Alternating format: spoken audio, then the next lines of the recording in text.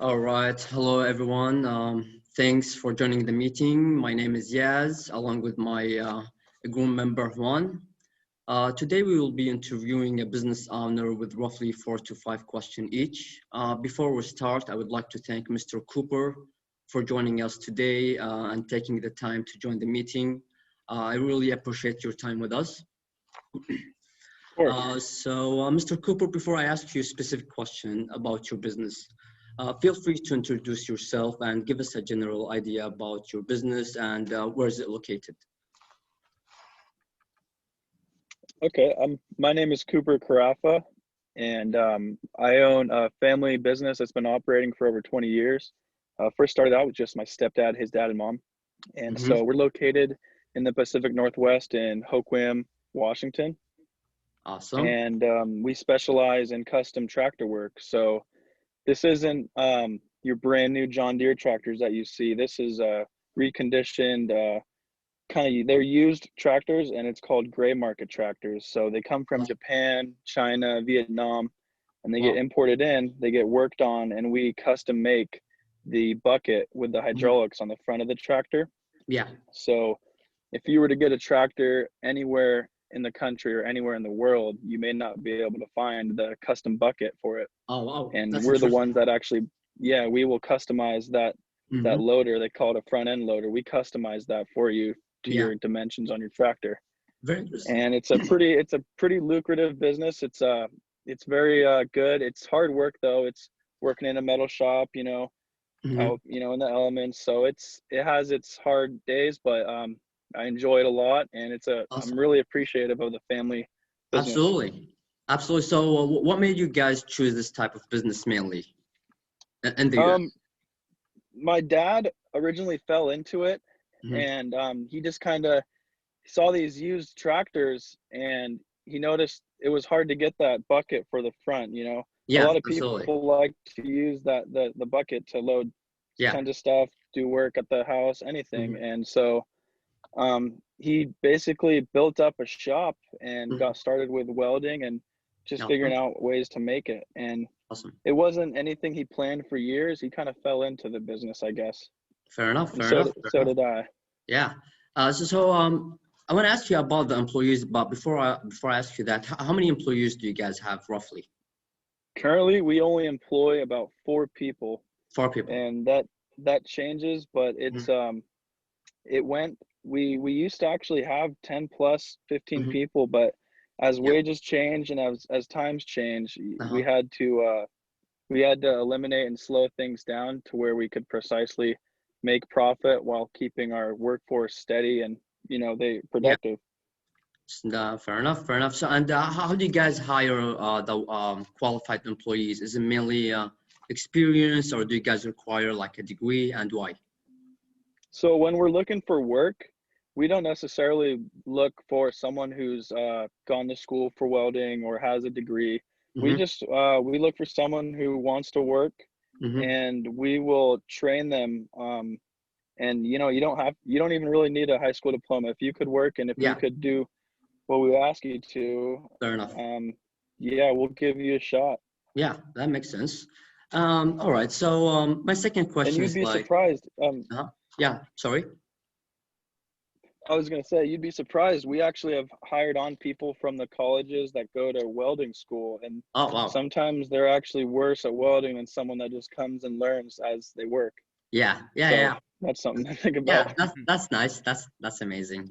All right. My second question is, as you know, most of the business owners are struggling with the positive cash flow. Was it the same case for you guys when you guys started with your family, or was it always profitable? We had to basically work for free for a year, so we weren't bringing in any profits for at least it had to be the second or third year. It was tough to get by, but I think that's what you really have to expect when you start a business. Absolutely. You can't expect for that first year to be the best. You have to prepare for anything. So in this case, do you recommend like new business owners to take a loan to move forward as a company, or is there a way to handle the negative sales like in the short term as you begin? or you just like That's a good question. yeah. So I would not recommend a loan. Mm-hmm. You have to play it smart because you have to take some risks in your business to be Yeah, successful, but absolutely. when it comes to putting a loan on the line and your business is failing, you have to be cautionary. And I would not recommend that, but I bet Mm-hmm. there are some cases where you may want to. Absolutely. That's true. That's true. Fair enough. All right. And what's so unique about your business? Our business, no one else. So if you want to Mm-hmm. get a bucket for your tractor, Uh-huh. you probably can't find one unless it's from us. Yeah. And that's just because no one in the country, it's harder to run businesses like this in Mm-hmm. North America. A lot of work is outsourced out of country. So to find it Mm-hmm. in the United States is hard, let alone, a lot of people just aren't willing to do that work. So I think what Nice. makes us special and stand out is no one else really does that kind of custom Absolutely. work. That's nice. Amazing. Lastly, how do you guys do the advertisement to your business to keep your customers? Do you guys use your social media, or is there any other type of advertisement you guys use? We don't rely on advertising. We are Hmm. more of word of mouth Fair enough. and longtime customers. Yeah. We hope to just keep relationships with them. Yeah. As far as our basic advertising, we have a website just so Hmm. people could find our name, get our phone number, find out a little bit about us, and then we will do Craigslist ads. Awesome. Yeah. So that's the only bit of advertising we'll do, and Fair enough. it seems to be successful. Yeah. Yeah. Makes sense. All I right. I I Yeah. started the website, I would say 3 years ago, Hmm. and I proposed to my dad because we're co-owners, and I Yeah. proposed, why don't we post out there in the newspaper or get a social media, and he said he doesn't really want to expand that wide. He has Hmm.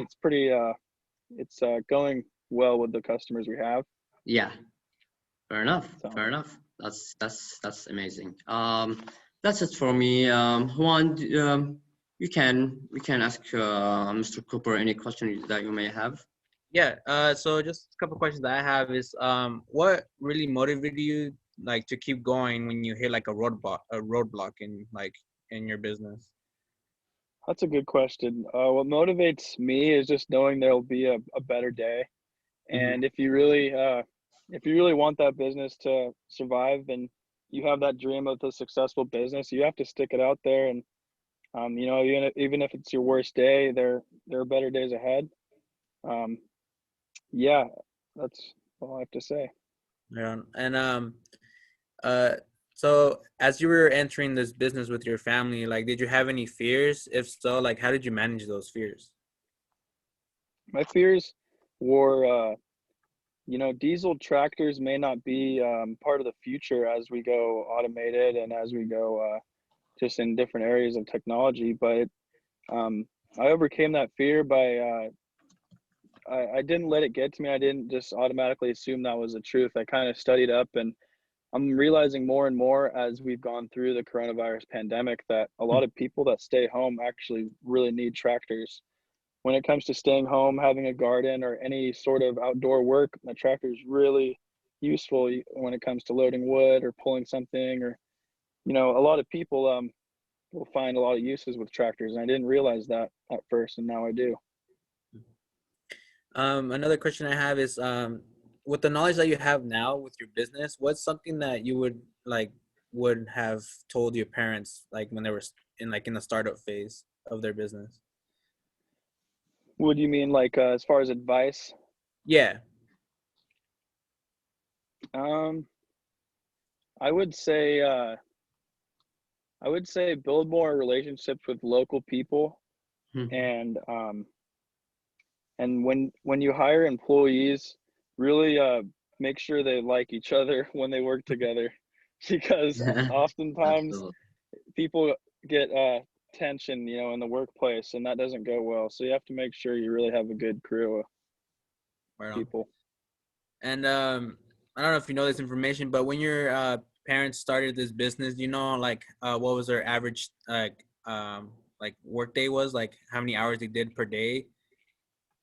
So when I was a little toddler, my dad was working for free, and he said he put in 15 hours a day that first year. He would go in and out, and that was his life, because my family was poor, and that's kind of what they had going. So it was life or death almost.